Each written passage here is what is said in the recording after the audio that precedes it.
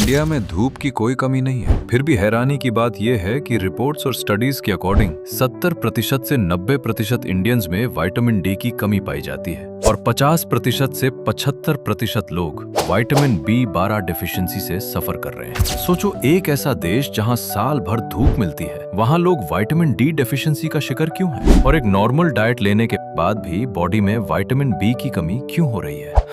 सच ये है कि ये प्रॉब्लम धीरे धीरे एक साइलेंट हेल्थ क्राइसिस बन रही है। अगर आपको बार बार थकान होती है, बॉडी पेन रहता है, मसल्स वीक फील होते हैं, हेयर फॉल बढ़ रहा है या मूड लो रहता है, तो हो सकता है कि ये सिर्फ स्ट्रेस या वर्कलोड का रिजल्ट ना हो, बल्कि आपकी बॉडी में विटामिन डी और विटामिन बी की डेफिशिएंसी हो। विटामिन डी का काम सिर्फ बोन स्ट्रांग बनाना ही नहीं है, बल्कि ये इम्यूनिटी, हार्मोन्स और मसल स्ट्रेंथ के लिए भी बहुत इंपॉर्टेंट है। वही विटामिन B12 बॉडी को एनर्जी देने, ब्रेन फंक्शन को सपोर्ट करने और हेल्दी रेड ब्लड सेल्स बनाने के लिए जरूरी होता है। इन दोनों विटामिन्स की कमी से fatigue, weakness, nerve problems, memory issues और लॉन्ग टर्म में ऑस्टियोपोरोसिस जैसी प्रॉब्लम्स भी हो सकती है। लेकिन अब सबसे बड़ा ट्विस्ट ये है कि डेफिशिएंसी का रीजन धूप की कमी नहीं, बल्कि हमारी लाइफस्टाइल है। आजकल ज्यादातर लोग दिन भर ऑफिस, घर या एसी एनवायरनमेंट में रहते हैं, जहां डायरेक्ट सनलाइट स्किन तक पहुंचती ही नहीं। दूसरी बात, जब लोग धूप में जाते भी हैं तो सनस्क्रीन, पोल्यूशन और कवर्ड क्लोथिंग यूवीबी रेज को ब्लॉक कर देते हैं, जिससे बॉडी विटामिन डी प्रोड्यूस नहीं कर पाती। और विटामिन B12 डेफिशिएंसी का सबसे बड़ा रीजन है डाइट पैटर्न, क्योंकि इंडिया में बहुत लोग वेजिटेरियन हैं और B12 मेनली एनिमल फूड्स में मिलता है। प्रोसेस्ड फूड, पुअर न्यूट्रिशन और आउटडोर एक्टिविटी की कमी भी